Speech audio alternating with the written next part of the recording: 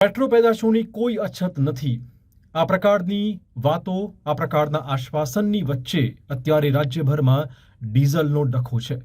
ડીઝલની જાણે કે અછત સર્જાઈ હોય, ડીઝલનો દુકાળ પડ્યો હોય તે પ્રકારના દ્રશ્યો ગુજરાતના અનેક સેન્ટર્સમાંથી સામે આવી રહ્યા છે।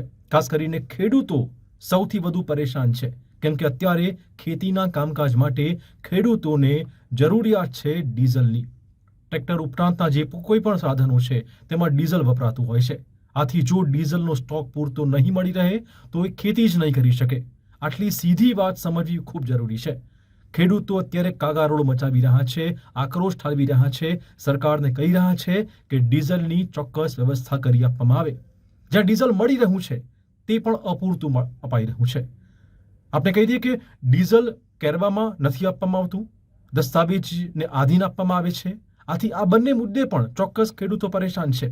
દસ્તાવેજ જે માંગવામાં આવે છે એમાં પણ ક્યાંક વિસંગતતાઓ જોવા મળી રહી છે અને જે કેરબા પર પ્રતિબંધ મૂક્યો છે તે કેરબા પછાડીને ખેડૂતો આક્રોશ ઠાલવી રહ્યા છે, કેમ કે ડીઝલ જરૂરી છે ટ્રેક્ટર માટે અને માટે જો ડીઝલ ભરાવા જવું હોય તો ટ્રેક્ટર સાથે જવું પડે એવી સ્થિતિ છે। આથી ડીઝલ ભરાવા માટે ડીઝલનો ખર્ચો કરવો પડી રહ્યો છે।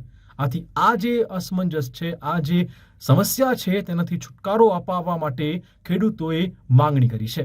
આથી બહુ તાત્કાલિક ધોરણે જરૂર છે કે સરકાર ડીઝલની સ્થિતિ અત્યારે ગુજરાતમાં શું છે એ સ્પષ્ટતા કરે કે જેથી ખેડૂતોને અત્યારે જે મુશ્કેલીઓ પડી રહી છે તેમાંથી થોડી રાહત આપી શકાય।